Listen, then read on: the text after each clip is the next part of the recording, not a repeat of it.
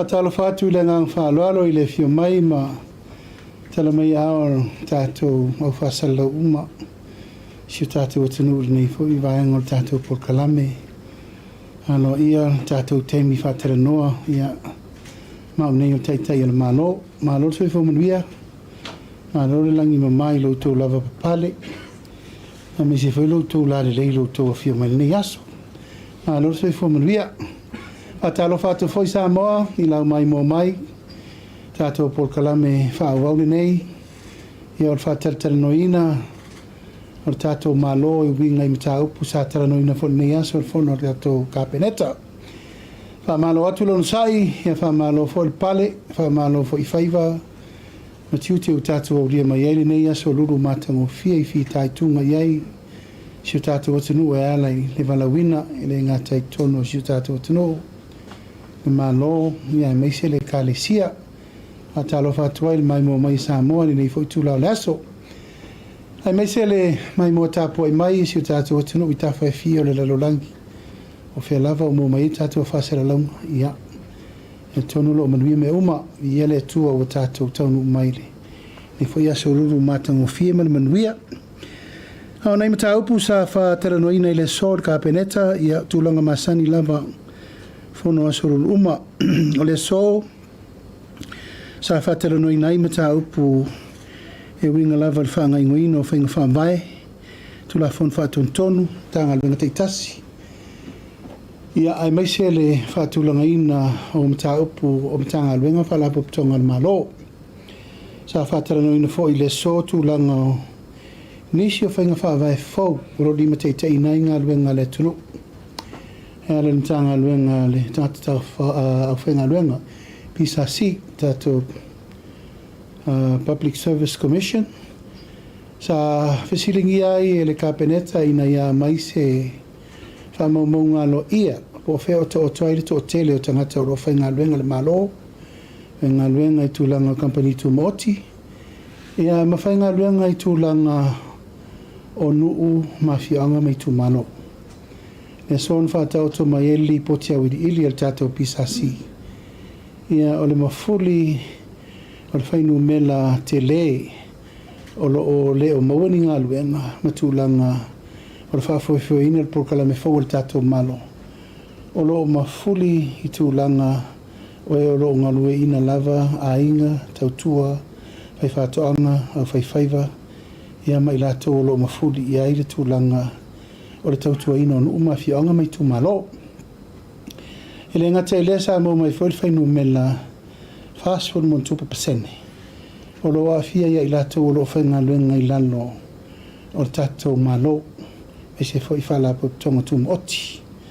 O no su pasene o lo ta oto i lunga o la tau lava o lo ngalu lue la tau mo la tau foi pisinisi matina e a pela e mafudi angai tūlanga o whatoanga nga faiva la fumanu me fa pena on ma fu angar siringi le tato mano tulanga le ona lewa ma fuli tato mano e avere langolango nga inu ma fi anga lima suta situ mano e nga yo tonu e lava ila tola nei le ono su pasene le u metawina e nga lue ina ia la to lava fato anga la to ati na e me fang e ma la to pisini silaiti i lo to auto fata siel tau whainga tato malo mwhainga whamai e te tauna li lifa i eitu langa o le atina eina o latou le whapefa mau a tau sao le upo i latou e le whainga luenga ai a tuu le tala o lo o anga i eitu pe mau al tangata lava ia it's self-employment no ringa le whainga luenga al tangata ia mo ia i tūlanga lava o le o latina e al tangata lava ia mo ia alfa mo moile na fatulanga tu nei por kalame al tato miliona tala o le o li fai fu nga fatatia al tato malo i fainga fo a fa pe le tato 2 miliona le la fiki nei ia yuni lai ua fatulanga ina le fautuanga al tato malo e ave tonu fon fa vai le tunu e whaanganga le tasi te 5 miliona. E whaia ia tina e ia i tūlanga o atina enga me tonu umari tu malo. tasi te sima le 5 miliona. O leisi 5 se lau wafe tala, ua whaanganga, ili tūlanga. E whaanganga na ia tina ela ni o business. Ai tu malo, e tonu maua atu pele tu malo. Commercial site. O lona winga, o i. O lea whatu la i ele tu malo ia lana business. E whawhai ngā luenga I lava tangata o le tu malo. Whataita inga, whare piriki, whare ngosi mea, whare whangu mea whale. Le ale tu inga tina e mana o le tu malo e whai, ai e whaua tina e commercial. E toi mau mai tu pele tu malo. Po la to sia e aver valele, po la to sia e aver utos, po le a se tu inga pisinisi e whaua le tu malo. E mauti noai, e toi ta vale le tupe mo la tau. O lona winga, e umane le nei 5 tausanga. E te tauna tupu le tina e le 5 se la wafe lea ua whawasenga le jantou malo. O se wha tupu manatu, ina ia le ngata ina maua le tasi te sima le 5 miliona e whaanganga ia tina e. Awa ese mea tau se tupe whaaputu tupe, e tupu tupe. Lona winga toi mo mal tupe pe whaalu tupe. Ta sila na wha maunga le lei na mo mai le so. O mautino ai le tūlanga o le mea lo o tatia I aile wha maunga. Mo le ngalua ina o I latou e fia whai ngā luenga I ngā luenga le malo. Fia whai ngā luenga I ngā luenga company tumoti. Ma fia whai ngā luenga latou lava mo latou. Isi mtau pu sa tara no ina I le sol whainga whaamvai al tātou pisasi. O le mele nei o I latou e lipotia mai to tonu.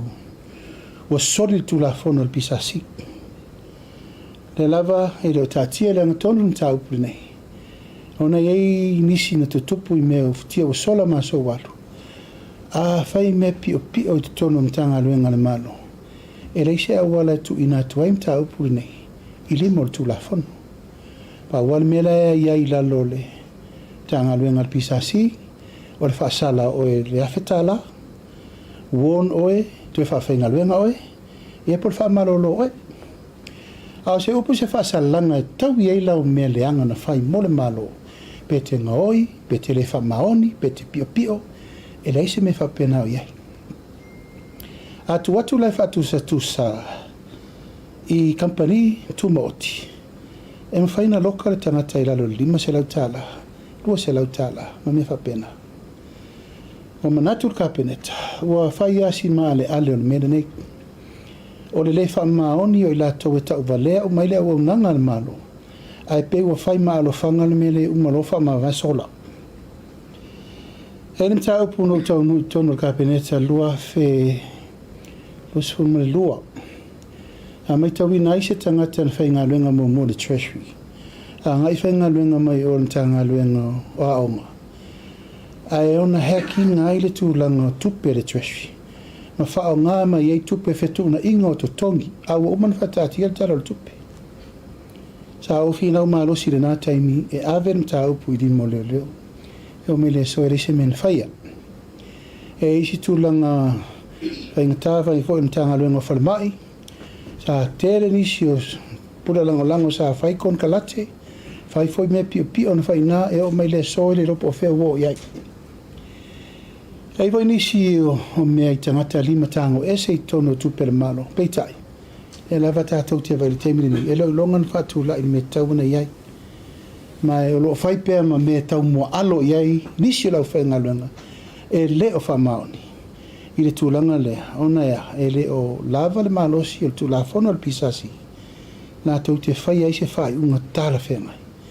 Ina ia tapu ai la le mele nei, a po sir fie le fa pe wa tau le pua malafo ai mo le anga inga mo le rumana e le tau un fa wa pe le mele ma wa polo inai le mtanga luenga le pisa si e te tau no atu ia yuni ua teu le tu la fono le pu le ngata tfenga luenga le malo e la ngona le nganga fa aftai ai la to lo tau si pe tu langa o le tu la fono mai la to lo fa maoni me tau ave Nei foi le so ia sa fai foi se fai unga a kapeneta to atu limo lo ia siri se tasi mtaupu se si foi tangata ACO o se mtanga luenga ua wha maonia ana soli ngā tūlafono ia sau fol fai unga e re tai o le me te tauna I au wha maonia soli ngā tūlafono lona winga e te tau na vaaile awala e whaatino ai ia whai unga mo le malu pui puia. Awa e le tala whea ngai ma le whea i le tūlanga o e o lo ngāri rue wha mau ni tau awe o la tō tiute i le malo. Ia e o lo tata fiti isi ma whaatafulu. Ia ma tūlanga le wha mau. Ia ai o lo sao whanga pēr mea e te tau o na whasao sao mole. Umana i o le tātou komisio tangata whainga ruenga le malo. Solo pe tātou ngase pe valu nisio ngase o lo awinatu malo intia. Katoa fo i malimalanga al minsta e tā pena nisi o whātulangana kon kalate fau. O ta tala maile malo fiti. Mo la awinatu o tātou ngase o lo winga taimi nei wa tolu wa tunu. New Sila intia fiti. La fo i ua a maile tārisanga al malo saina. Ia, e whātai tai fo la tau whale maa. O lo i New Sila le aso le nei le fionga le minsta o se fo malo ina malanga komiti whapitoa. O lo o e wa ai si whale mai e se atu nei lo whale mai e sa tātou iei mōmua. Tā pena i fo i le veingo nei tātou tangata i whafo. O lo wha mua pēr tātou soi fo malo lo ina. Ia, mal whanau nau te inga inisio fufuanga o man tātou tala noai.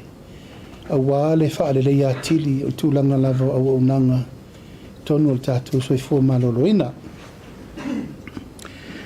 Ia, ua ma e ona talalo ia tātou maketi.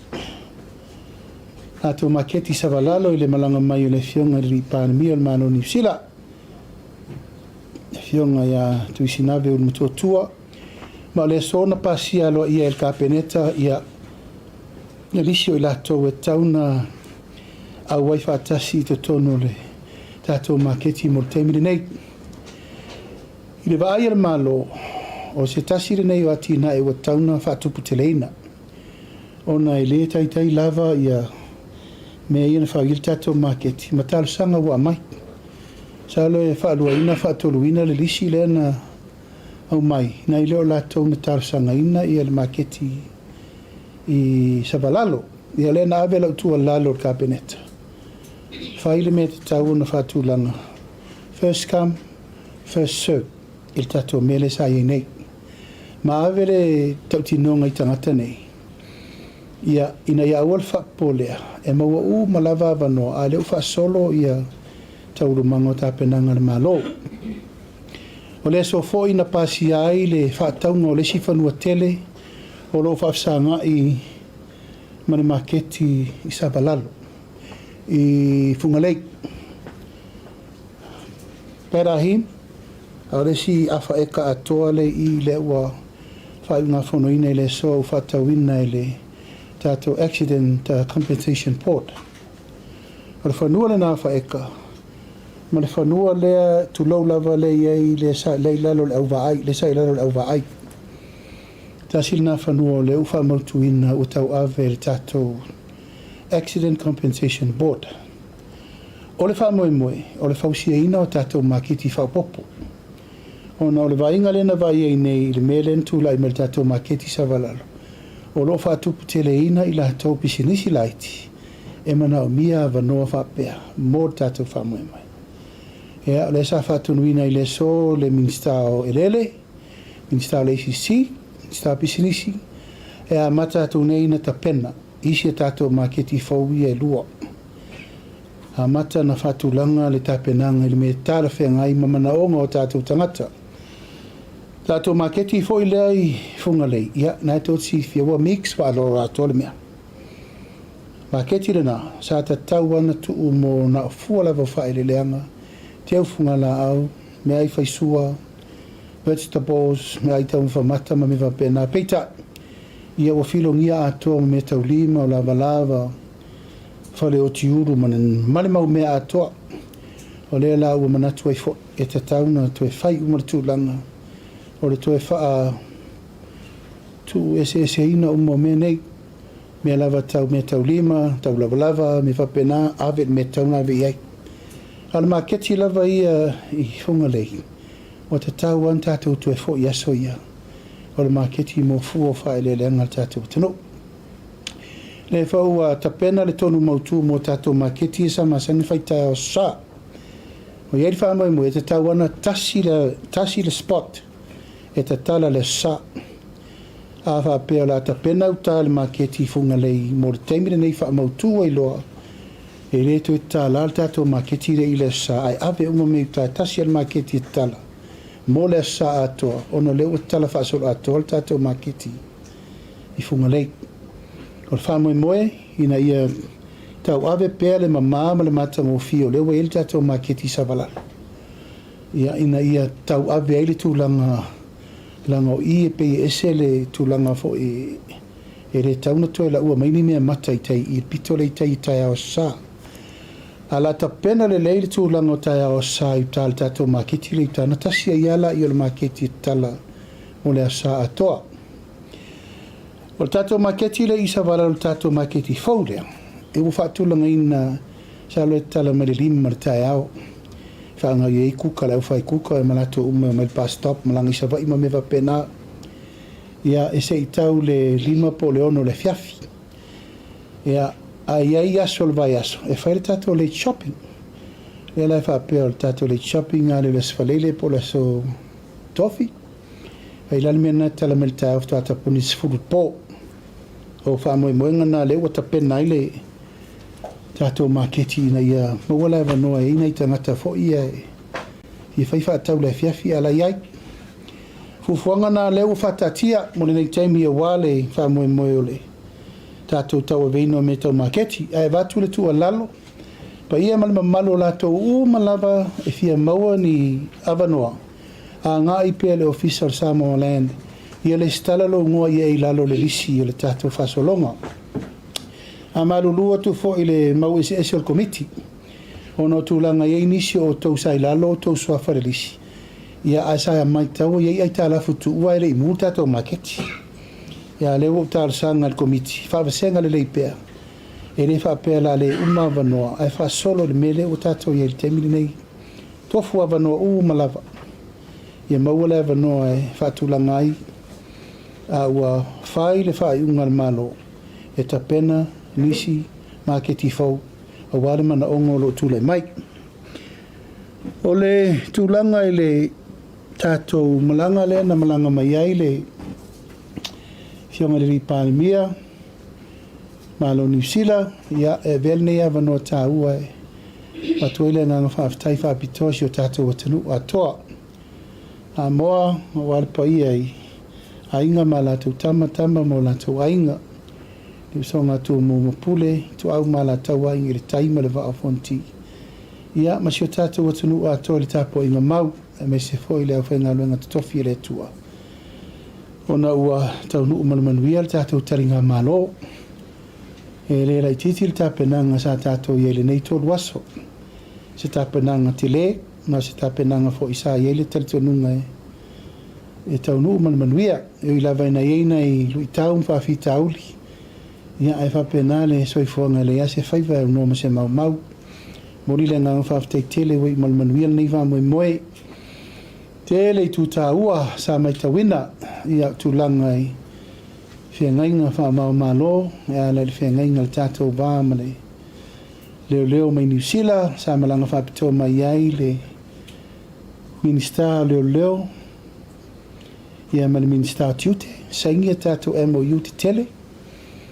Ole e umal masina nei wo mai le to lima to ono mai New Zealand e ngā lua i tonu ntanga luenga leo so soni i ona vai ngā SS e lena sai niel tato MOU male whalau te leina o le to mai su enga anga waa ia mai tu mai tiro ai puinga o le sanga le mu a mai se le tūlanga o le whalau whasaina male tūlanga o le au ina tūlanga forensic a me se fole in tau le leo tūlanga tau suenga ia tūlanga tau tulengina ia me mo fa pena wan tanga luenga a pena foi fe ngenga sa fai le va mo tato officio tiute e foi na masa inia i male fionga le pa mio New Zealand tato fe ngenga na lua tu e main tato scanners le lake ia tu e main tato te fau le lake ia matala nova atasi le puipuinga i le malo New Zealand tātou i nei Pasifika.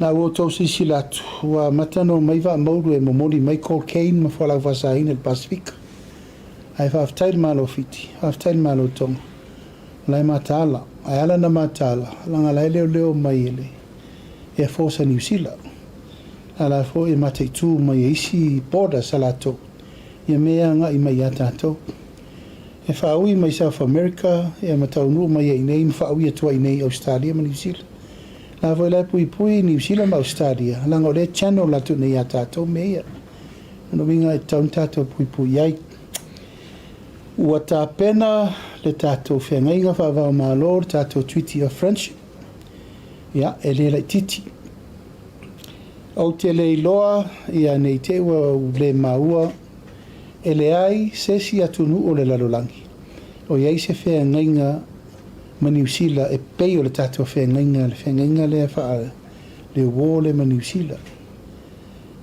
I don't know but i lau mai tau ma lau vai e le eise atunu o le Pacific o whai le mea lea ma tato eise mea o nono winga e le te tau an tato whata mana i te mili nei o le wo toi o mai New Zealand ma wawe fo il tāsang o taun toi te uteu tato whenenga lea te lea mea toi te uteu ono su whata usanga e le iei mani te uteu mana whai o tele me ututupu il tato wā tele me usui o le larolangi tele me te taun tato mana tunatu iei wa tau lon tato ti tilo iei tato whewai wha le malo ia peo na iei le tato sangan tu sao iei ia o le tato whaingo whien whewai na tau si fia e maliu rol tangata i New Zealand e le tati le whatat tati le tau pule fo pe maliu pe sao whai pe graduation pe whai pui ponga celebration pole alava tau te o lava e o al tangata o vai vai ta pena tangata eo al mela le tupu ia whain tātele o no tūlanga ia e a vea isi tangata soli tūla whono isi atunu ia uta o tuem tātou whapea o le e tātou te soli tūla whono ia maa mea umana le uta pena e ala ele taunu mai o le fionga le li pānemia ia e tusa ma le tātou mawhitanga le na whai tūlanga tau skorsipi tārsanga te whapopo tūlanga tau skorsipi mo tātou tūlanga tau tolengi ino fo mai ma mea uma e fo isa uwhaari sa o lava iai e lua tātou whale mai le tapena o le whale mai fau tūnei mato ma le whale mai fau isa vai sa uwhaari e manino a ele fionga ele li pānemia whale mai le na whai New Zealand tasiva fitu rima tātou whale mai le o mal temi nei le tu o le whale mai e matua i whetau i le matatou it's a tropical climate hospital le sa i tātou cute 7 ma le cute 8 yaso ia ma wala uma lava nai whelava sa i whale lele whale to maiti a wala mena lape ia tātou o le maintenance a whale mai na it was built to last nanga New Zealand na lato tapenanga uma le tātou health system New Zealand whain tātou tapenanga uma lava tu langa so se fo mai qualify le lei mai whafo New Zealand tātou nurse qualify le lei mai whafo New Zealand fo e la sa mai tal sangam failo mai o lo iai ni koses le lei e tau ave tēne fo mai e ma whaina lato wo o tu langa lata i le fo mai e le o tele le fo mai e ma whaina lato whaia talavai whaina lato vaia i tu langa peilava o fo mai e le e maua leva noa i tu langa so soani le temine sioki o tato fo mai e lau whatara noa tauna ini tātou teine tausi pasi le leila ua maua lunga tu langa o lato wola o ina whaale tausi soifua e amata lona ave nei tātou tangata na ina ia mawhain so soani le teimine le tausu anga o tātou fōma ia ma le tele o whaftawa inga tala no tu langa o le awina atu o tātou o loa fua whaile leanga pa ngā whaiva ma mea mo whapena tulanga o tātou trade agreements le fo isa wha tera noa i fo ia tulanga o tātou valele ia wa umana tau tino pa mio New Zealand ia tātou te tau whaile tātou valele ia e peila vana le New Zealand Qantas e Pacifica le ia tātou a wa umana o tau tino iei o le mana onga a Samoa i nei Samoa lo lala ia turu mamau whaile tātou valele ma o le purupuru lima le mele le uta pena il tatou sao le fai so e se la mafaufaunga lana ma isi a mafaufaunga tatou e mua taimine nei o tatou madili la tatou e fai company vale a tatou tau fai sea o mai ia o le whaalo to telefone na le tatou malo wa pe o aso ia fai ngau aisa na le malo ana faia aisa fa pe mai tatou tangata e ia tangata sa mo o mai ala tole ni sira male Pasifika ma quantas aya fia lo tatou tangata ona lolole ia ai longa to isi si tu el sel tatou vale ia o mana tu na tunga mo le fa foi no tatou company sa matou fono e foi male ni sila ele fa titia le nga fa tai le ni sila la na le lava e tau tua sa mo pa wala tala no fa ia ile parmia ana fa pe lava e tatao e per pa o passi ia atonu le to e fa si ma fa fonga je spito al mele tatou te na way service it's an available service mo Samoa America Hawaii Australia New Zealand o le fa mo autura na mo tatou tapenanga ia le so foi ia na vel fa tai fa pito al kabineta fa urunga o mtanga le malo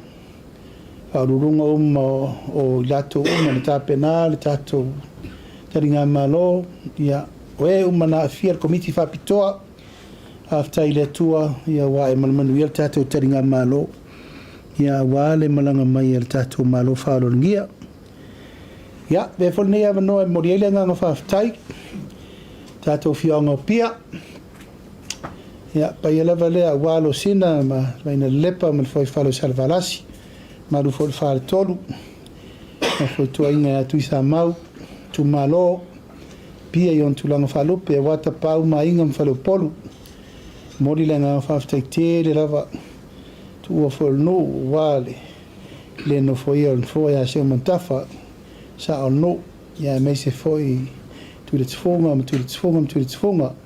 pe foi le fiona li fai pule ia 5 gram ia no fa fenga ona o le sauninga a tatou walo atu iai apena foi le fa lolo mawulunga e la toina le tumpalpala ma le swafa o le fiona atu isinave mo le mototu ia atonu e sa nga tonu vo e se tu langa le lei mo le tatou va fa fenga i manusila ia tonu oi male manuia le tatou fa mo me uma ia o le lava e fa solo le tatou se lau lima sutala o i rei mo san se lau lima sutala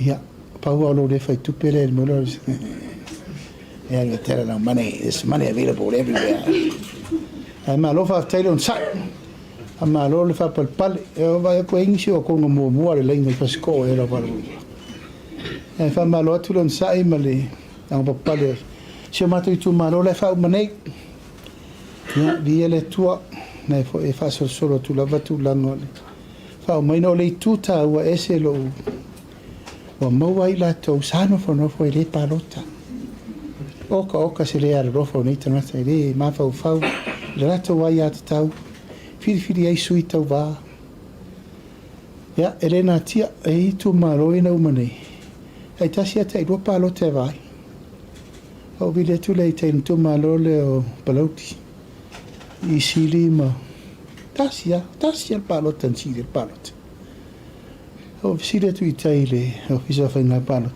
e vai va pe fingi su le kuma o kaskokiri e tato va vai la menta fa il palota ale tere i palota tafo sole le o le stala e ili tu nga fa pena vola il palota le a sa fata mo vole na umane alleluia va te lo sa fatta le palo talen to amone o yo le ta ua le fai ma inga no vingo lo mana je lo me fa la ku pe ko le scala eso i ko kyo le anga fa pena te to na ma auto ai si le ta ua la wa ya ta ia ma la si le fa ta ua lo tofi e pa lotta le ia tana to le tu malo ia fa ta le wa sei fa i ule na luenga fitai mo le foi fa tai le fiona le ripule o tato fainga palota e te le tu langa wai o mai le sola tum matai ia se tūlanga silin whatau ia ono le whaamaiti al tātou malo e mau o mai lātou e re amwhaina le stala. Ia, le tala le nā. Ia ini mta upu tau te fia sao noa mai ai. Tātou whaasoa mta le noa. Ia, ona whaawawelo le tātou pokalame, talatu lewa noa. Ano, sa ano? Ofio?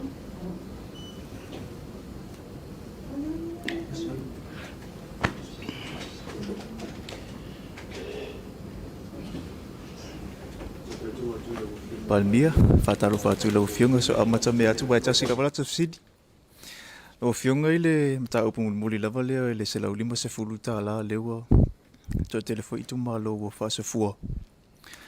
Ua manino uma ia tūlanga o tai ala sa whasa fua ai. Ai pawala mta upu e fia tuli lua le whamanino ngā lau whionga. O i la tofo i o lo nofasala i le wharipui. Le whapea e ngā waa fui la tū. O la ula si lau whionga, o na pē le umanino, po le atonu wale a wala e mawhai euna, e mawhai euna maua i la tū nei ia le tupe, pē arusa o ia i la tūwa e ei fui ia te ia la wharpui pui, pē alu i la tū ainga. Mos whamanino ngā lau whionga whamunmuri? Ia, o le taupuna wa umana soa iele pule po ai tonu e whamani e ina le tātou se lau na msfotu. O le whamani longa o le whai uma e awhia uma tangata uma. E au nei le tūlanga e whitu nai tūlau lava teipei o nai tātou alam whanau leo le RSE i New Zealand. Se longa lava e o mai nei e ana whatau amwhailen tala sa o lato tupe. Ai mawhai o na whai ai ai ngā tūlau lava mō lātou lai nofo sala. E whai lātou tusi whapitoa po whetau nā ngā il tala ino lātou tupe. Tai pei on me voile le tangata suruono i lalo len tala e mātua. Whanau. E nā latua leo tina ia. E mā veo matamaiti lalo i fo i lalo lana vāwai ngā si vāna ili suruongo i lunga lenga. Ai wala tamaiti am tala lan tupe. Ai o lo iei au wala o te loe mwhaina whaatino ai. O na o lasa ta tala lewa no mo lato uma. Ai la whaatulanga tūlanga na ele. Teimi e whaamautu mai i lato uma lo no fsala. E au na whaile le tūlanga e tala whenil tala ino lato tupe. O mai mea i lau whionga. Ia, o lau se amta upu o le tūlanga i le tātou whainga wō ma le whainga paanga ma New Zealand. Le peo na e saunua manino e le ato e se taimi e sila sila i toi teu teu wina. Lawa whionga. Po le ase sila sila i e lawa whionga ma le tātou mālo pe ato e teu teu tātou whainga wō wa whaisi lewa. Le ua onos full whātau sanga. Ia o le lava e polonga si o tātou watunu u tau mwhainga o le itu tau whemalanga inga i visa. Po le ase sila sila i ai i le una ia leo New Zealand e alo lofa e au mai se free visa mo tātou e whemalanga i ai lau whionga.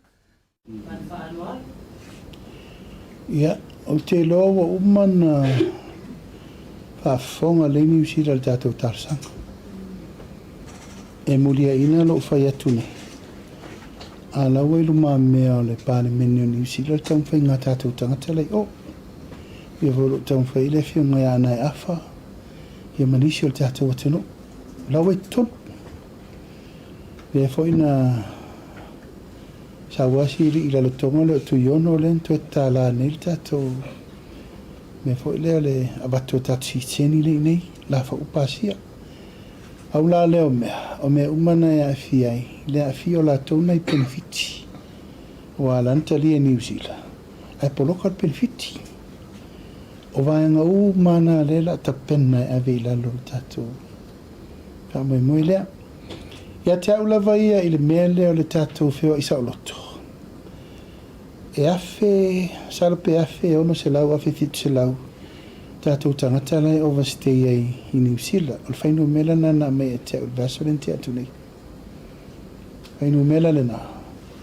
E ser popole i New Zealand. Ono le tūlanga le ia tātou le o atu sao loto.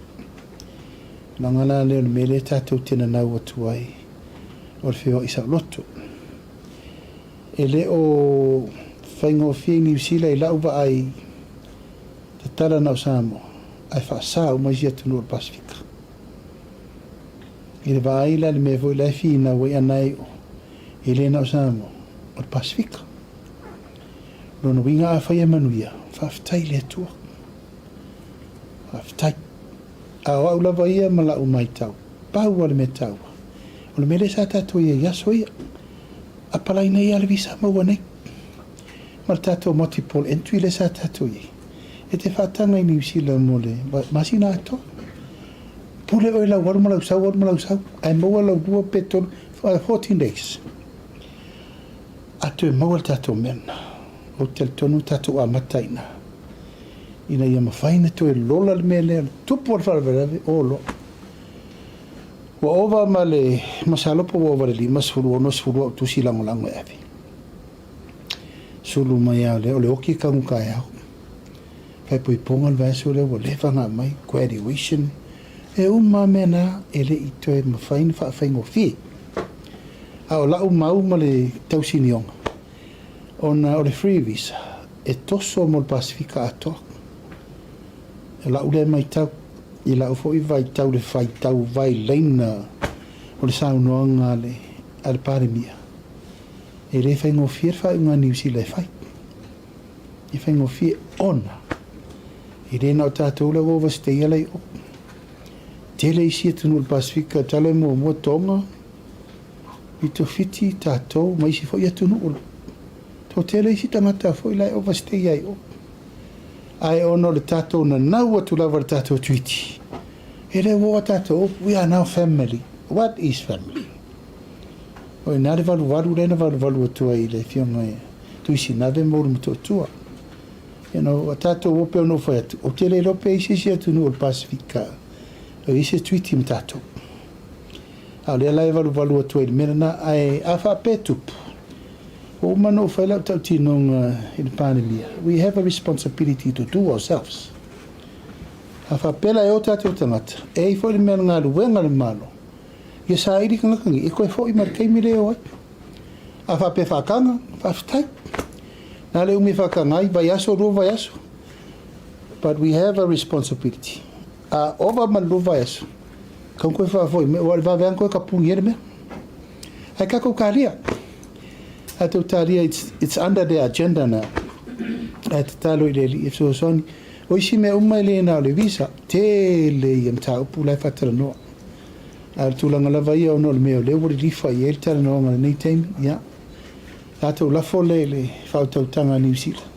Tuli noa tuale ke sinira kama mole noa kioma. Tulanga le treaty ko tatu kama mo. Osu whatau sanga le whatau le ainga.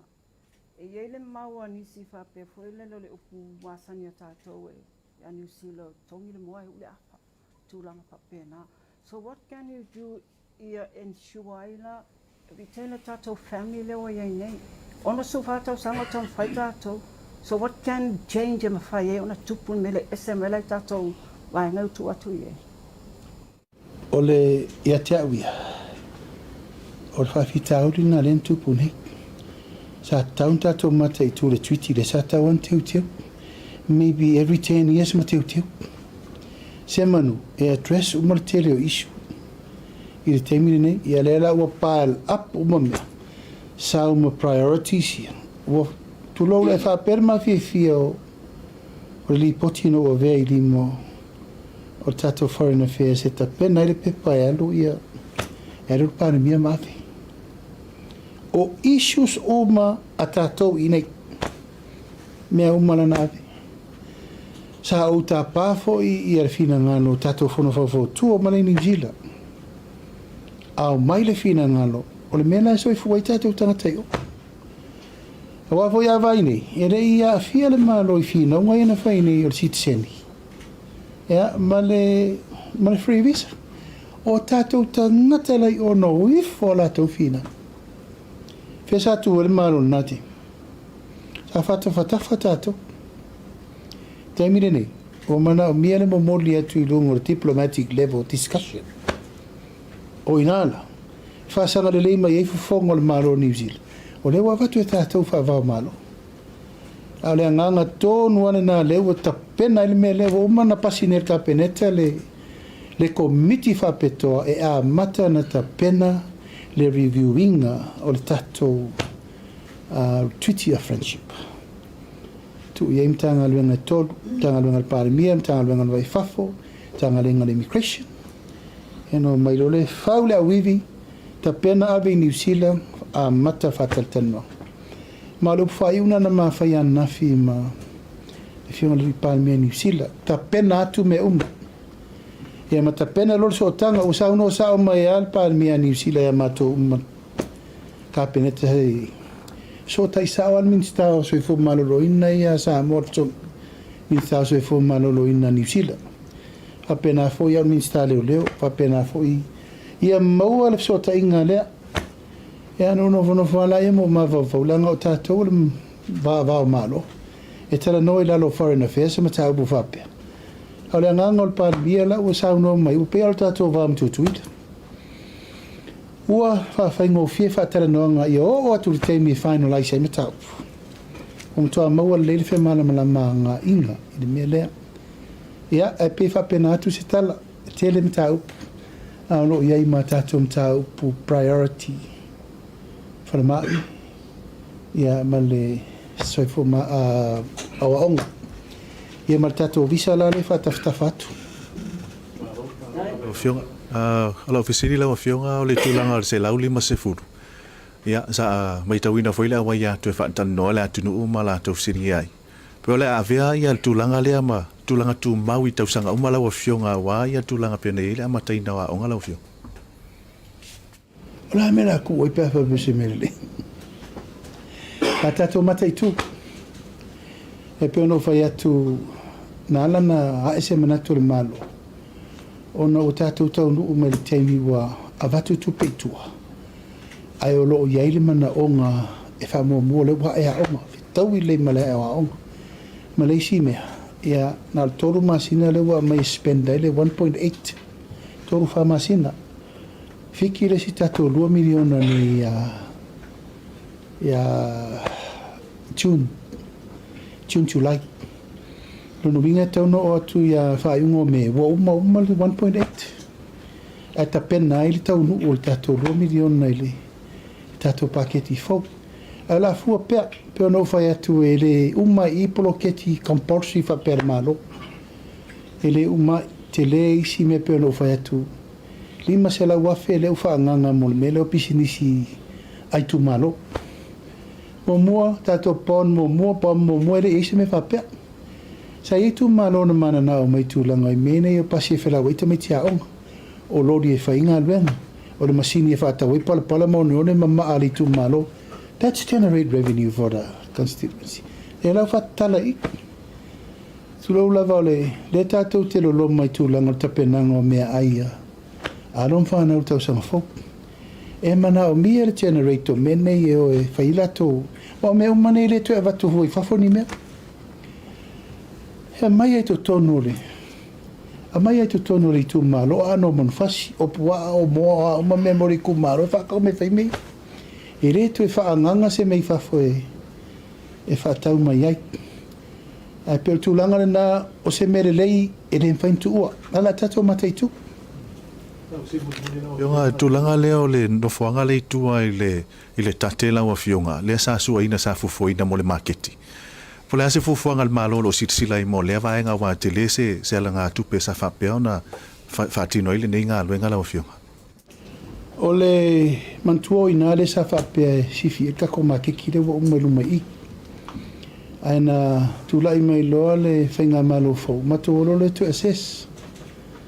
O teltono e fenta la vana fe pito na tua. E na ilona to decide e to e amani market luma. O ina le o to sisira tate, wale ofi e pakanga I to tono le tate itself. Le la o umana whaanganga I fufuanga se me whapena. Pea whape to e mana mia nisi ka paka to e whapopo mo tate la vaia. O le whawa umana whaatau le si pis le luma mai whapsanga imsa valalo. Le ai ele whalata vale le a le rental car na ina. Ma le si pis na so o to lo ma le McDonald's. Fa mo mo fa tau mal tato malo ono le mafuang Ia tautau fiofi whanua I te tonu le taulanga. Ia umia pere malo o wanga luenga mo le malo.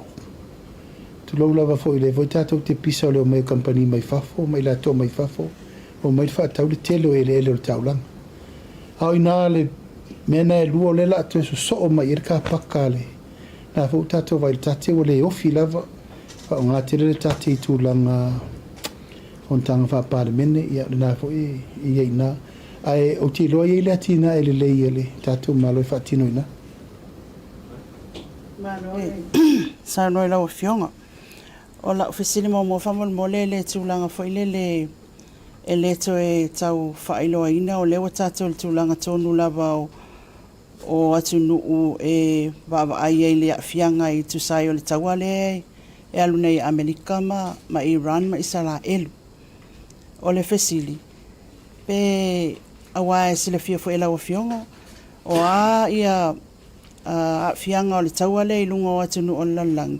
Ia a fia tangata o ngā luenga o le food supply mea umalawa o le soau o Samoa la ia I lau fasidi o le ase plan whataatia le malo wa I le taimile nei e tau ai ona longo ina tangata o le tata watunu ina ia mawhai ona nofo tāpena nofo sauni I tūlanga umawa e lela I titi le taua lea mai lela I titi fo le tūlanga a fia o le lalangi o le ai.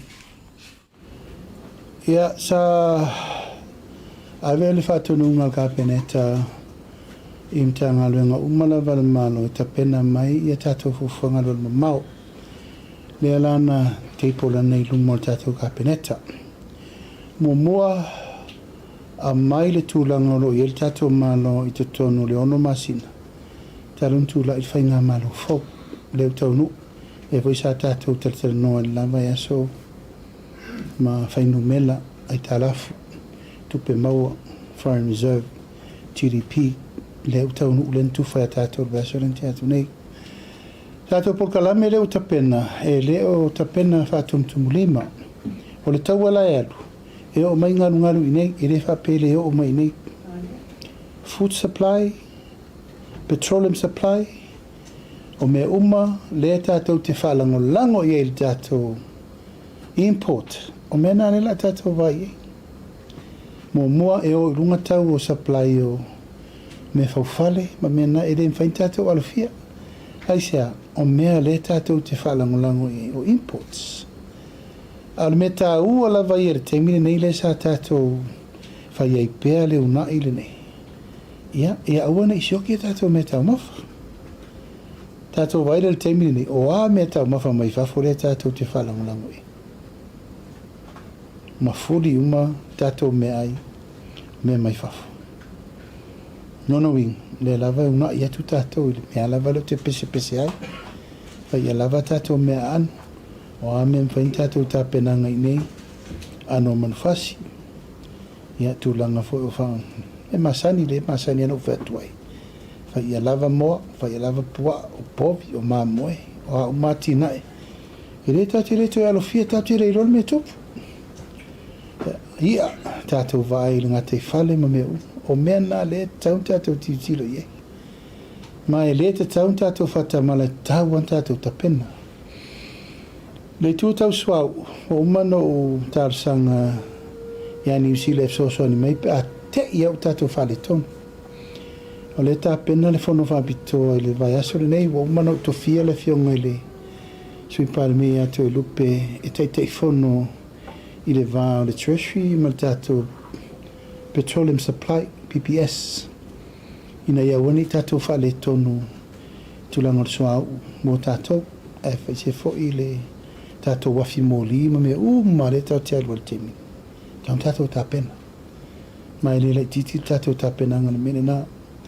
Ia a whapea fōi whale tonu tātou supply le temi ni. Ia tātou apa ia New Zealand. Ea fōi tutuila. A te rau mala e tutuila langa le mala Amerika e tutuila. Ma tua fol tātou unleaded lena mua introduce mai Samoa. Tutuila na lau mai. Te mantua Alfred Hunt, he was the first person nana mai le unleaded le tātou mai tutuila. E no winga la, le lava tātou te tā pena i tūlanga o tātou sua, uma me va pena. Au tāu sanga vo i le fionga i le li pālimia. Ono tūlanga o pensini o valele. E wa e pe ma mafa me uma le New Zealand me e sa wala wa i valele mo tankas ki kele. Just in case it happens. A leo po pipi tātou tāu sanga e New Zealand.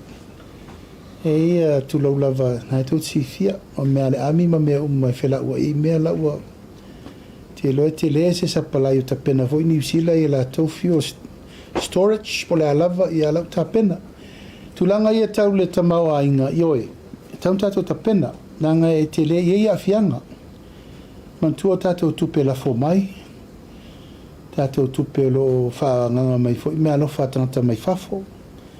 Yeah, if New Zealand mau Australia, if you tatou, so we expect, the change. We expect le whetuna inga. Mo tatou la vaia. Tau tatou tā pena. Me foi lea watu e lava wha malu si au. Me siri mara tā ua. Lewa i tupe i tu malo. Ia a fio lola i ta pena me umal me tau ta pena e. Ina ia wana i tatou toalia. Lau fionga la silo na lua o le matanga o fia ia o lau saunoanga u whaafonga fo i le tātou atunu uia me se fo i o le au whaasalau lalangi i le lua talanoanga ma le palimi o New Zealand ia le tātou whatatanoanga fo i ma whasilia le autostala e whapea e te alofa muti valea i le tātou media ia o se vaenga o malo whaatem kalasi. Lau fionga o oia le tangata lau i loo te iloa te sila fia lei. Lau fionga le public figure. Ia mai tele fo i whaitionga lau fionga le taimili nei e mese fo i. Ia o le umi lava o le nei fo i paia inga o le afa pena lava o na le malo lo le tele o whaitionga. I le mata upu ma le Samoa Observer. Pe e tu atu ai whaapea se whasili. Ea ele i tawhane le finangalo lau fionga le tūlanga lea. Pe a mai tau o lewa e saunoa, o tūlanga tonua ia o mālo whaatim kalas, i la mātou fo i tū vai. Nā se tō whai lau fionga. O lairo ala observer me whai. O te le manatu e whaere lea fua, lau fionga lilo mai a wal tārsanga la observer ia. Hela ti fiel me tauna whai. Ioi, a lea e tau whasoso atu le tele o me se le ai whai. Yo mai le so le ai fai. E le ofua se tap. O la manau e la o te wha alo atu. Ai le mawhau mai la. Let's be fair. Let's be very fair. Yo le ai tau wha so. Yo sa mo le tatu te ie. Al fare le la, tu lo lava. O politicise le pepa. O pusa o alena. Taimi o sano malifa, I respect the man. Tusi le tusi e sano malifa i aso i. E sau maleo o ngata ua sau. Taimi le nei, wale ke al tangata la tia tusi. A sau e fasioti o e lan defamation, whaia. Even if it's right or wrong, e whaia. Whai mal mauti no, whatau tār tau wale. A aso ia le mena le ino a papatu per mele, tu loula. Wale tu tusa le ma fau le tangata na fau le va. E me tangata fau le vele va. Le a iei au wale fa iei mea. Awe vei o maltaoni. Fatau tu tu, e rei se fatau tu tu le malo.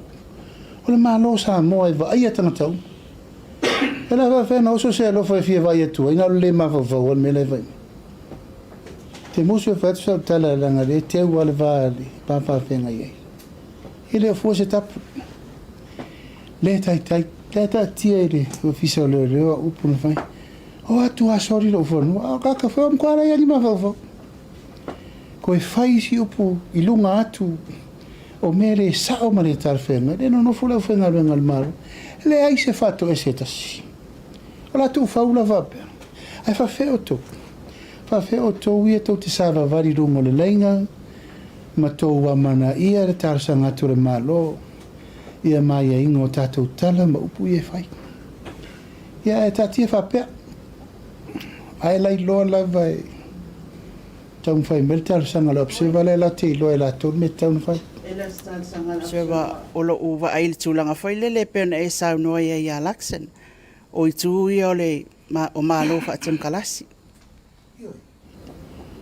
a tau va ai le moni o la tala le fai atu na tau vala au ma ia te au ina walo loma fai ngā wālote vala au ma tau to tu lefa si me ma na tau iai uma o ai na pia na oha ua na pia oha una o te amana ia o tau wa iai sa utala na lau ai si o tau e wha valvalea stof siri fai mai hei se upu awa upu na lafo ia o tau lafo el mela lea ele teimi ele teimi se longa te va ai atu a ngai mai le mea wai lol me taun fai e toa fai la ia a voi ava no vai o mar teimi nel tato media council o fea la sulu ia o te el mano ele se media council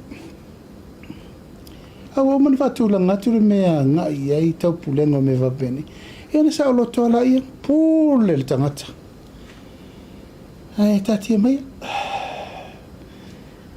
Langa whai le wa mai atu whai sa whai laksen wa nga i New Zealand ia i le tūlanga o toi whai e le o malolo e le tele o tala o le fia sila fia whai e le tātou o tunu o le mea o mea umana tutupu o le tūlanga whai le pei o na tai watu le press release le official malo i le tūlanga lea i le porkalame e pei o na tā ua wa e over excited le porkalame wa la i o na whai le tala ia pe o le tūlanga lava ia o lea sa tātu sanga mai laksen o whea le sa wa o le tai au whai lea e tele ia o tala nao o mai fo i le media la tau i le tūlanga fo i le o whatinonga le malo ai le o ieiso mātou so e ngai lea tu pau alea o le press release le na toi avatu ia ma le tūlanga tonu ana ia i le porkalame lea pe ona e saunoa ia tapuala o tele so ona fai se tala i se mea whatupu mai o te musu e toi fo i tua le tala o le utau nu le nofo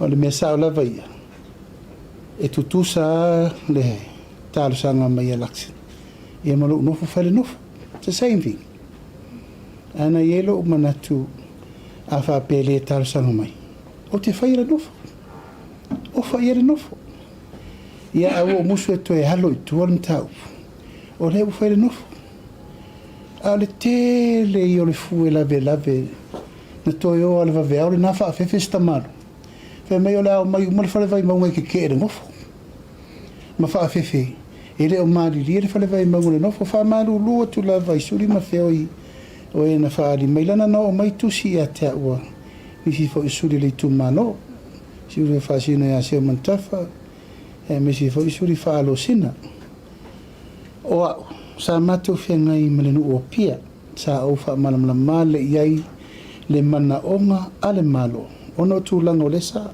ta i whetala noa inga o te amana ia lato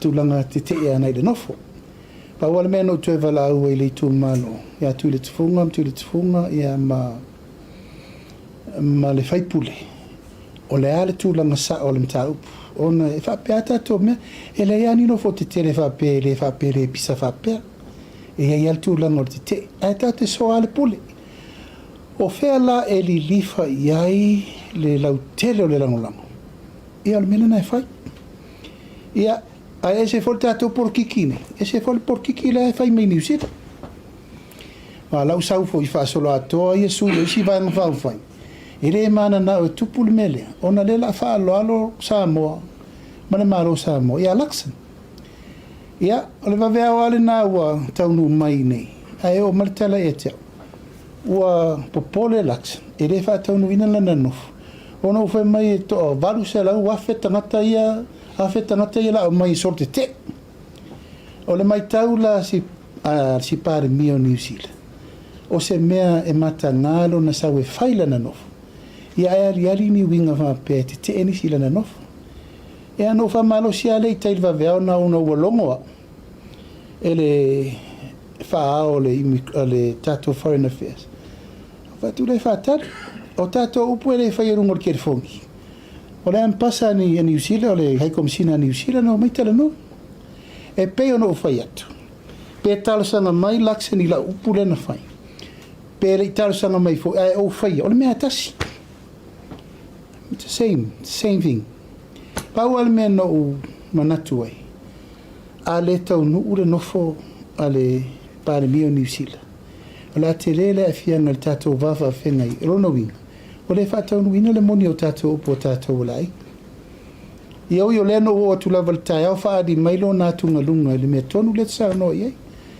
O whatu ia le leik, a whaapea o le te atu ngaru, o na whaapea o se talo sanga nā mai.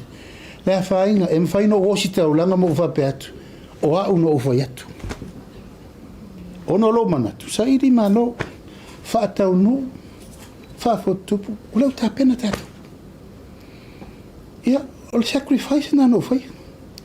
Lau te roa la where lei fwoi tala i lunga, le te sau no mai, whapea mai o lau tala na whai, alo se mena mana o i New Zealand. Tā si ala tangata e mori mauli mena, o mātou le sa i il mem tupu. Ai wa o manatu, whai ia o mo staulanga, tu ia leo santarsanga, au tātou nofo. Ele lau tātou lau ofo. Au tau nu, o tātou sa wha. Ia te au lava la ia o mana e wha mamā le venga sto ina marana mataupu. I ono le alanga mai o FFF, i le upu lea. Nei te ufa o ngale matai, a whair free visa. Si o ki ofo.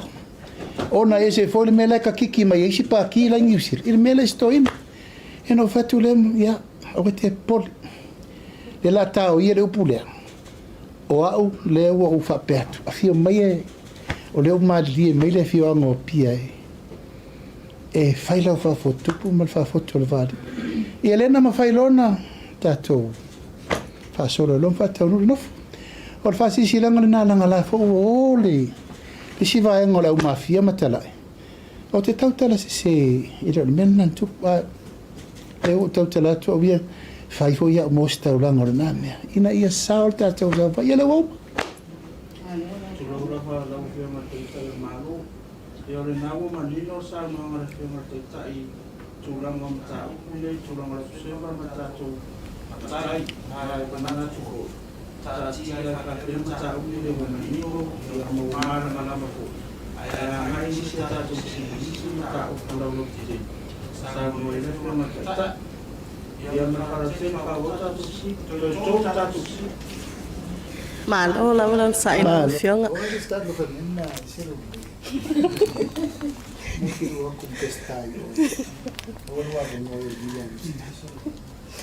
Lau whionga o lau whesili whamal mole i le tūlanga le drug test ale pisa sile sa tu e whai i ale sa tolo whamal mole po le ase updates o tūlanga whai wo o iei o nei la sa tala lo iei langa wo pisir ka peneta lau whasolo whenga whawai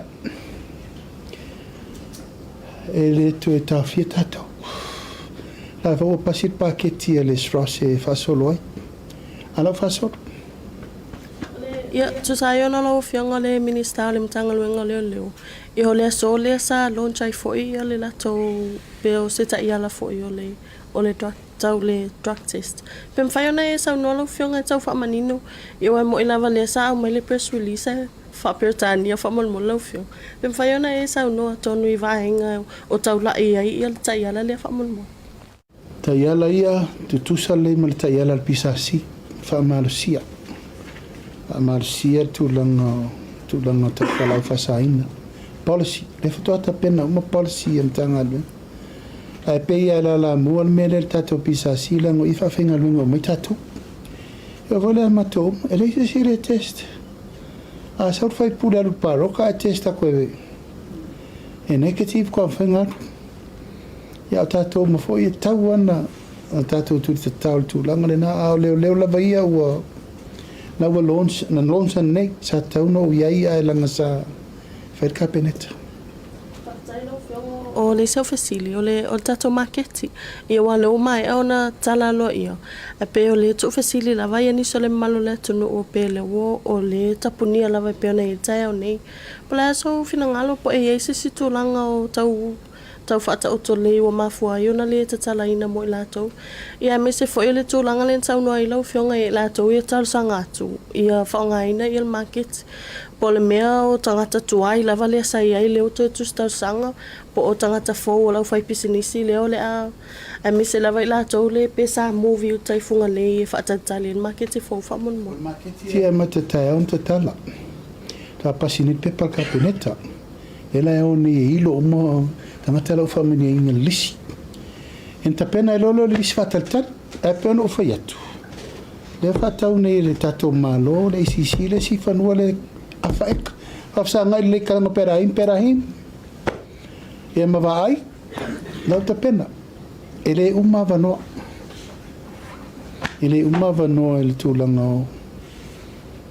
Ia e pera tūlanga le na, te lo lava e rei a se si ele mana o tangata uma. Au lau wa e taun wha mo mo i la tau sa tulau lava, sa a fia wha tasi le mu. La tau na wa lewa na tau tuaina le tunu i keke pua ampang keke ma mea umana. Ia ma lau wha tau lava le sa i tonu le tato Eticulture Store. Tuai, ia eri murfa le tato makitire ni. Tai lau whionga la umu fesile muli o le tato se lau lima sfurta la. O le lewa tali manino lau whionga i la tau i no fosala. Ai mo whanau nei whanau i no fotono le SVSG. O le ale whaanga solongo la tau e avisa o lava tino i tupe i le SVSG. Whamon mo. Tuala tala rino vai atu. O le se lau lima sfulu o sufatau sanga i lalo. Le alu tina tala ia tupe tamaiti SVHSTS. O le sa fetu na i le sa whalongo atu tautu ai sa whatalua am sa whatatas. O le va faleta. Faleta tasin faleta lua po fe pa u iaile. I le te lau lima sifuru alae te lo ave sao i lima tamaiti. Wa to te lo tamaiti lai tauna ave sao i lima. Wa o isi tamaiti lai o lato matuana. Whai el tūlanga o le whao ngāli. Pai fo manuela o fionga alo lon sai o la ofisili fa mod mole la o fionga o no le te lo ele e stato felo e ngal vai a solente e ona sa fia ngai fo i la o fionga e me se kabineta mal fontanga palmeni o le la folia sa fa tu e la o fionga fa mod mole fa sanga i le tai o le tu ngai o le sui tai ia e me se fo i le fa la tusi. O le tūle fia fisili atu ai lau a fionga o no le asangi ngā lau saunoanga. E au fia ai ma ofisa whaasara lau e valu. I le la fo lea sa tu atu i le palemene. Fo i le e whaatino so e suenga i ai mai se fo i le ofisa o lo i a sili ma le matanga luenga o leo. E ma whai ona whamanino mai lau a fionga whamolmole. Ia po ai ofisa whaasara lau e valu whamolmole lau a fionga o no telefo i e ua tu fisili. Ia ai pe o le avano leile silingi ai la o fionga fa mon mod. Ia te loe le to tau fa mtala ina le ni ta upu o mo voi no forsi e tono il pan meni. Ia te le temi le ma fa wai. O mi se temi. E la titi temi lima tau sanga. Chau pa inga fole nei ono fitu masino ma fa. Fai tau, fai tu, talo, tono e fuo stapu. Hei mone lava. E o al tae ao arena. Ia, sa manatu se tae ao. E mawaini mawhau whaungare lei. Ia maltulanga lava leo le wawhero roi peita. Ua wasua malia lava le mele nei o le tula i mai lava. Fai ha upu matala. O a tato mele tula i tula fono la iti tula fono tu mau. I le vao le fai pule. Le var tau singo le mamalu ma le tau aloa tu la fono. La lau tau whafonga. La lau tau whafonga atu i tonu le mota. Ia, peo nā le sa leina manatu a tau lona whai loa. I re te tau na tu whaua wapea. Wa lava temi wa uma volo tapu sa ono sa. O ta rei ropo rale si tala la tu e whai. O uma whale atua, o uma whale tangata, o uma whale ainga, o uma whale uso. O rei ropo rale si me la whai.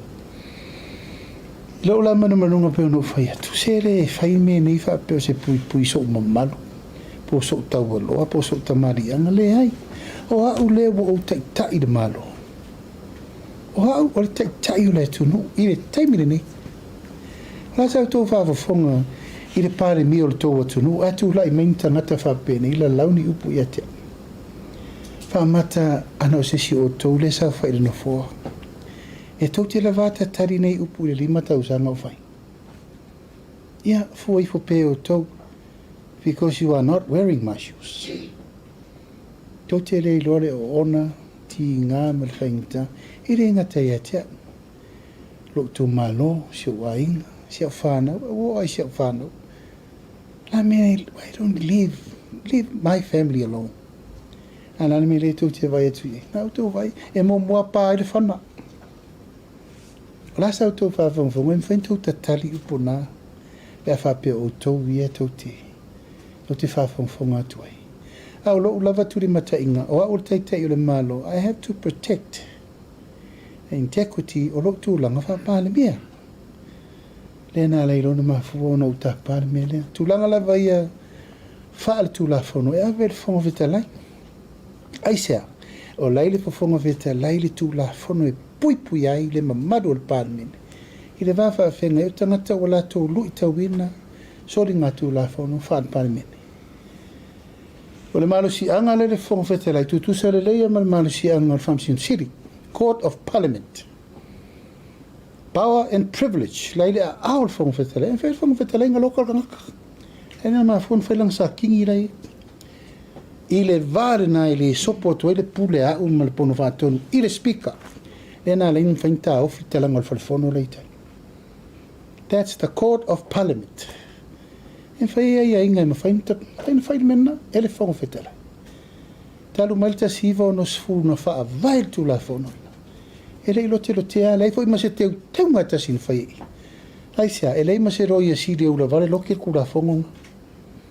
because ol tu la fonolena e matua ma oti e lava le malo si angol palme le lana la no suru ro fongo vetelai o le autu ina atu ai inga umma o le ma fau nei fai pe le au ma le po nei fia tausa e ma le nei fia tausa o tau ma fai si o fi no ma fa por nga fa le ka fai o malo ele na le na fai o le to valu le no ua ia se io I ni fol tu la fo non to lore ai lo ai o ele ai sa bang sala na fai era me te popole you don't have to worry to the others you know fa longo I var tu stala ia na tele na upuleanga I pare mio le malo ia na sa uni le mai le ia ta pena me se lauta mir sangol fusok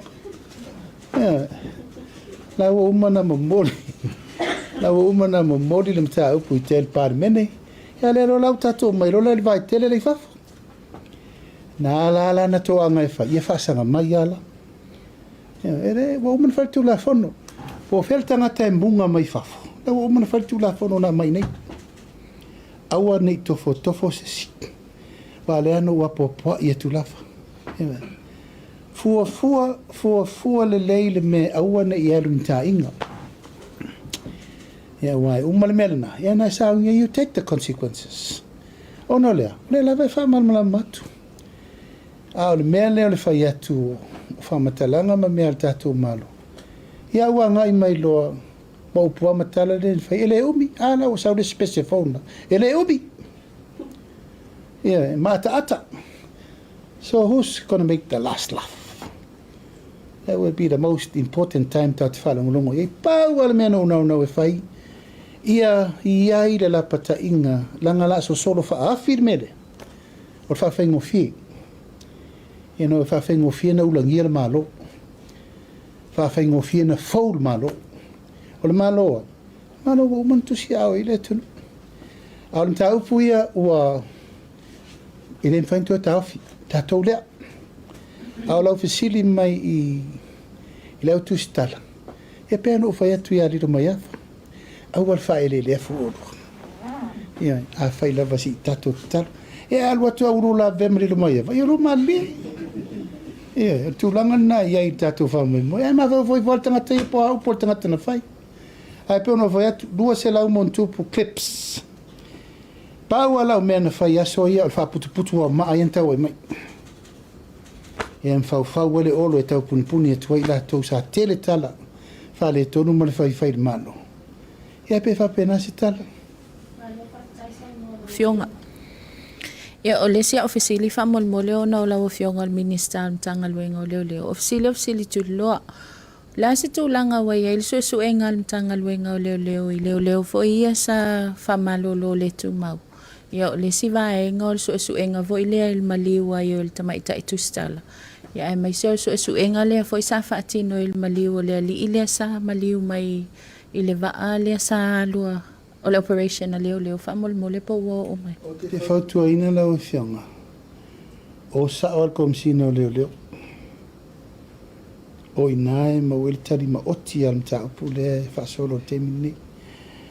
E le whaingofia le tūlanga o siari ila na maliu mai le wasa. Tele i o whetuna inga sāwhai. E le ilongo ina le komsina o leo mta upu lea. Ma e le fo se mafu anga tatau na leina o. E le ilope na whaini ufu whaola ponia o le tele i o le lave nai tu tonu ina mta upu. Ma o komsina tau tadu. Tupu foi le i tangata i na tua ia i le liki ino information. Da fo i dima o leo. O mana ufa i fai le leisu enga ina ia manino ma malama le mta upu na. Ia maisi mta upu umma o te loe e maua le tali i alo ia. O au ia fatoa o mai lava le me mwhaina ufa i atu. Ua maua le wha iuma. O le teimi nei le wha solo la te wha iuma. Ni whamon mo le lau fionga. Ia Paua wo mai ia paua malanga mai ia le tu malo fa sale le anga numero lua. Ia ono se tasi fo ile mta opule salo te tonu el fontanga al parlemene fa mon mole.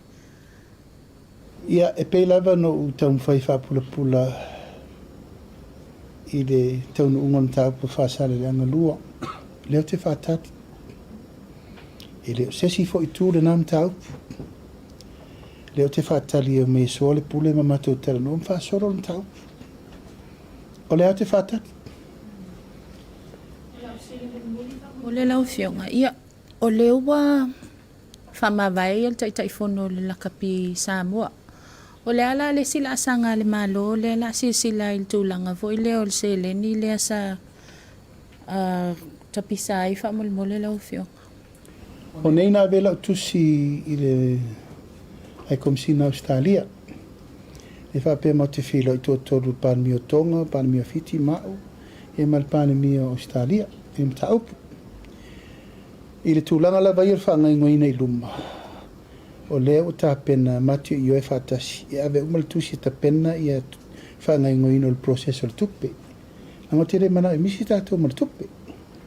O neila le sola ki li val tusi ave i o le ampasa la he komsina Australia mo le tau pulea. O nei fo isa toa tau nu, me le tusi ale Unia Samoa. Whamamla mai lau tusi na ave. Lau tusi na ave le toru masina te roi lefto atari mai.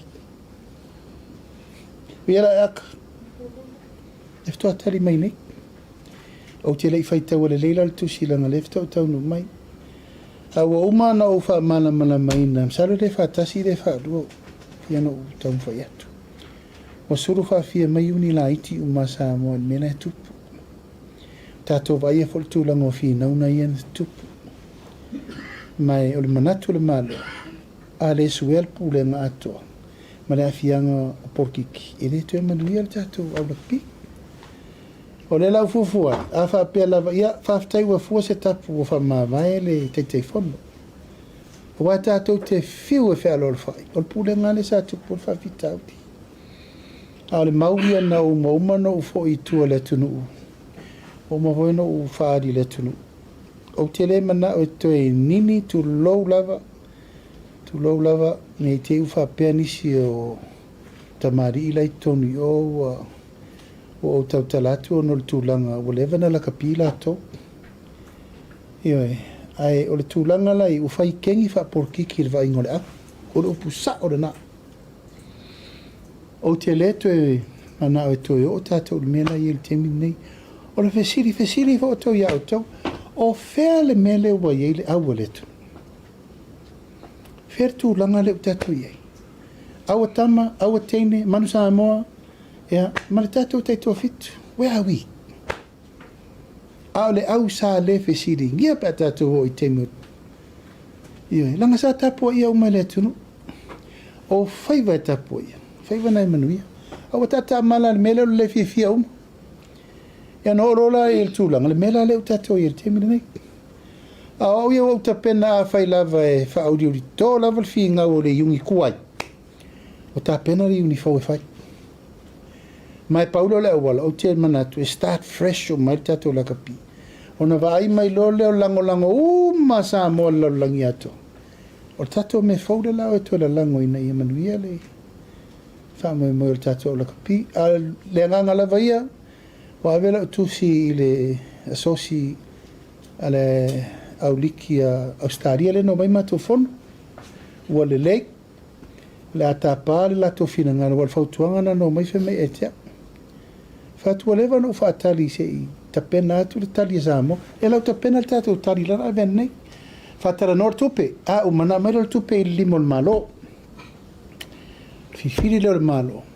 Le ma pulenga fau e anga i e.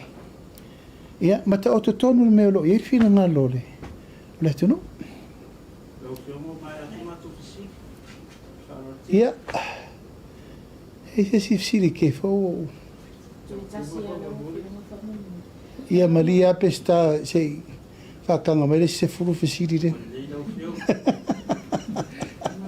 Lau fionga mali e lau fina ngalo. Leo leo wo. Fsiri kokongi ra re ra. Oma fsiri fua fsiri kokongi. Leo toi taliu mai i el minista voi leo mtanga luenga tisele le sa malanga ono tato le vaa. O le voi wa umana sa unoa lau fionga le vaa i le au ngā le vaa le sa tuue le sa whatau le spa. O le ase tui poti mai il minista o le tūlanga voi leo le tupe le wa umau na alu i le vaa whamon mole. O le vaa e whaitai o le whono whapitoa a au, lo ia sili, o le fionga sui palemia, ma le board. O nei loa ila i o le sila sanga. Ai o le vaa, e te le fo i lava le lave o whai ungan tātou le whaia. Te le, e lai taun whaine e sole pure lana ova ma luasfu mon tupu miliona tātou tupe. E rein whaila na tia i whapera tupe. Tauna fua le malo le awala, te whaola le tupe lea. A ua mai ne whai ngā malo i tutonu, o atu, wa ai, siaki. E rein saunga le mure wa ai le vau ponu sa vai. E tali te onunga tulou lava.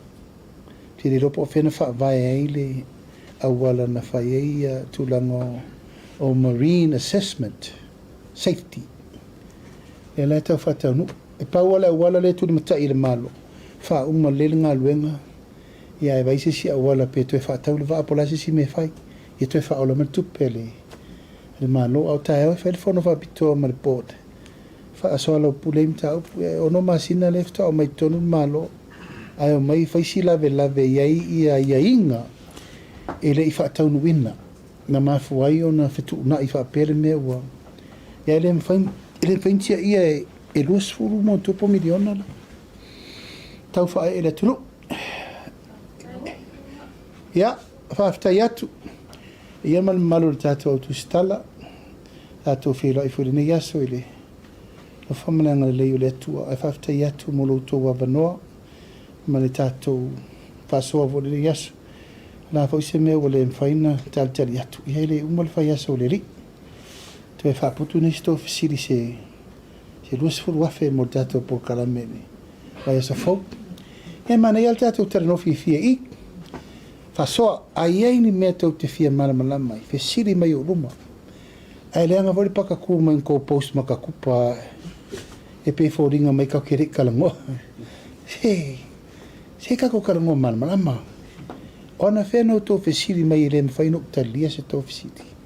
O te tau mawhai lava e tali atu ma lava noa. I le mea lepe o le mea len sau no mai nei i le lilo mai awa. O te whaalolo atu.